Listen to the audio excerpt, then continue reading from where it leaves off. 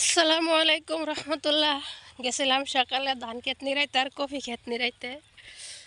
তো আমার এক ভাই বলছেন যে আপু আপনি আগের মতন ভিডিও দেন নাকি, আপনার ভিডিও দেখি নাকি। আসলে আমি বাংলাদেশে আজকে 4 মাসের উপরে চলে প্রায় আইছি। আজকে কয়েকদিন হয় 13 দিন যাবত অনেক ঠান্ডা, দেখতে পাচ্ছেন কণ্ঠটা খুবই খারাপ। কয়েকদিন আগে আরও কণ্ঠ অনেক খারাপ ছিল, কথা বলতে পারি নাই একদমই, গলার ব্যথা, ঠান্ডা, জ্বর, যার কারণে কোনো ভিডিও বানাইতে পারি নাই। তো আবহাওয়া চেঞ্জ হয়েছে এর লিগে।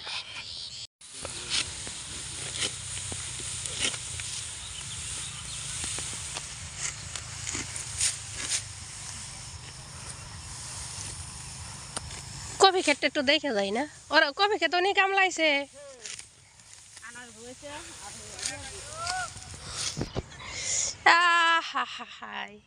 পরে যদি যাই সুমি ধরো আমারে, আমি তো বাবাই ফুবু বাস্তি তো বাবাই খেলে আচার খাই।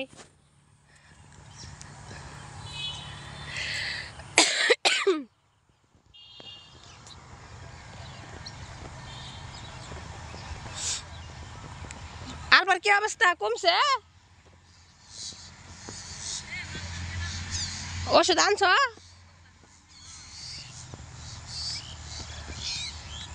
ডুলবি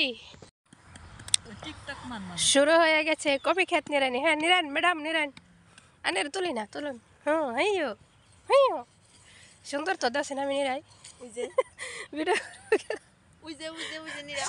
চঞ্চল। হ্যাঁ হ্যাঁ কয়টা নিরাইছ, কয়েকটেল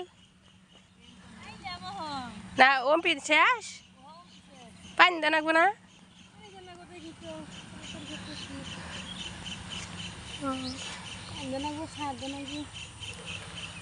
পাতর এখন তুললা না? কয়টা কয়টা জানি কি গাছ হয়েছিল হেন তো পানি দেন সাল যারের মধ্যে গাছ আছে। বিলাতি গাছ দেখলাম এটা মরে আইতেছে। বিলাতি গাছ মরে গেছে, নাই গাছ মরে জায়গা থেকে বিলাতি গাছ খেলাম, বিলাতি গাছ মরে। মাশাআল্লাহ তাবারাকাল্লাহ। হালিমাটা ভালো হয়েছে? ওখান ডাইবা গেছে?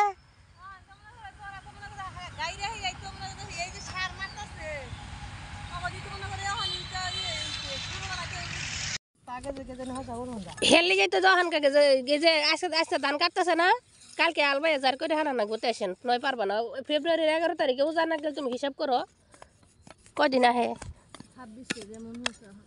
তাহলে হিসাব করো। হন হসাটালি দিয়ে তো না চাল আবার ওদের জাংলা জুংলা ভাঙ্গিয়া বেরি বেরি খাই আই না কদিন খেত না বৃষ্টির মধ্যে কি হয় না খেত না গো, টান থাকলে তাইলে হইতো ইয়ে করো না চাল তালা খেত থাকলে তাইলে করবো তো ইয়ে দিছে আলা খাওয়া তো দিছা তো স্বপ্ন করতেন তো চালা খেত চাল দিলা না তো।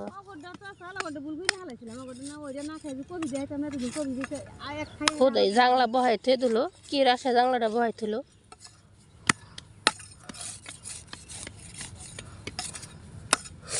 আর ইচ্ছা করলে কাম সবই করা হম, অন্য করা হম হইতেছে। ও গাছ সরাই এটা নাকবো না কি এনে থাকবো?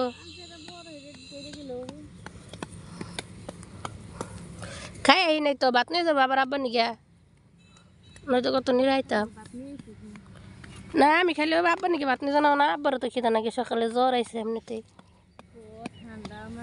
বেকেরি। কত হয়েছে বাংলাদেশে আমার কোনো ক্যামেরাম্যান নাই। সৌদি আরবে থাকতে যে ভিডিও বানাইতাম, সৌদিদের একটা টিস্যুদানি ছিল, টিস্যুদানির উপরে আপনার মোবাইল রেখে ভিডিও বানাইতাম। আবার স্টিং কিনে নিয়েছিলাম, মাঝে মাঝে স্টিংয়ে ভিডিও রাখতাম। মাঝে মাঝে ওই যে বান্ধবী টান্ধবী থাকতো ওদেরকে দিয়ে ক্যামেরা ধরাইতাম। আর বাংলাদেশের মানুষ তো গ্রামের মানুষ, এরা ধরেন যে ভিডিওর কোয়ালিটি ভালো আনতে পারে না, মোবাইল ধরতে পারে না। যদি কাউকে বলি যে ভিডিওটা একটু ধরেন, ক্যামেরা সরি মোবাইল একটু ধরেন একটু ভিডিও করি, এরা পারে না, বুঝে না। তো এই জন্য আমি ধরেন যে এখন বেশি একটা ক্যামেরাতে আসতে পারতেছি না। আর বিশেষ করে আজকে 10-15 দিন যাবত আমি অনেকটাই অসুস্থ। তো সবাই ভালো থাকবেন। আবার ওই যে বাড়িতে ধরেন যে টেলরি কাজ শুরু করছি, যেটা আলহামদুলিল্লাহ মোটামুটি ভালো অর্ডার আসছে নতুন হিসাবে, ওগুলো করতেছি। তো আর সবচেয়ে জরুরি কথা হয়েছে ক্যামেরাম্যান নাই। ক্যামেরাম্যান ছাড়া ধরেন যে বুড়া শালা দেওয়া খেতে আগুন ধরাই দিছে, ধোঁয়া উঠতেছে দেখা যায়। আল্লাহ, দেখে তো যাই। ওই যে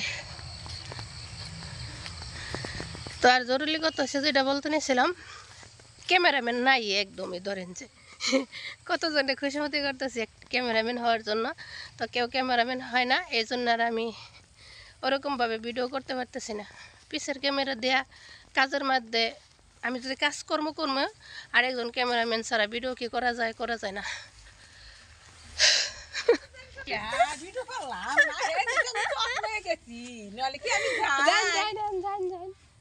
চারটে কফি খেত নিরাইলাম, চারটে ধান কাটলাম। ও মাশাআল্লাহ, গুণ তো হয়েছে কম না। ও বিয়া দিছি, ওই যে ছায়া দেখো জ্বালাবো নিয়ে আসতেছে, যেটা নিচে পড়ছে সেটা জ্বালাইতে পারতেছে না। তুমি কয়লা খেয়ে গুণ করে দিতাম, ডাঙ্গা বুনছি গুণ।